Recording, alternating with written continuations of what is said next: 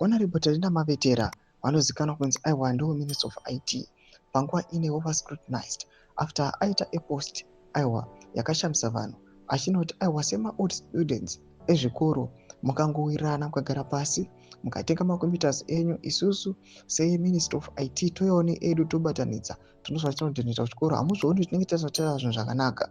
Saka pana mashoko oya achiatakiwa panguva ino vanhu vachiva vachiataka the minister vachiti aiwa that is your responsibility as the ministry, ndimofanira kuita izvozvo. Noti kunokumbira kuvanhu kuti subscribe like on the bell icon. Fadzai mai ramudanyira achiti kuti today minister Tatenda Mavetera, why is it that when your cabinet ministers need money for the latest Range Rovers, the government always has the money, yet when it comes to basic needs for the people such as computers in schools, you plead poverty and expect the public to donate? Why are your priorities so confused?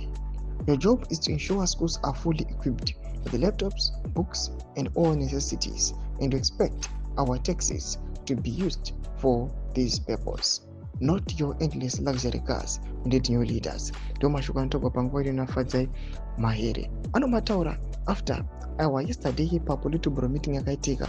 Toona kuti vakomana those guys vari muPolitburo kune mota mbishi, vanofamba nemota mbishi, vanhu vakashandiswa kuti mota dzitoriko, kuna vanofamba nemota dzakadai.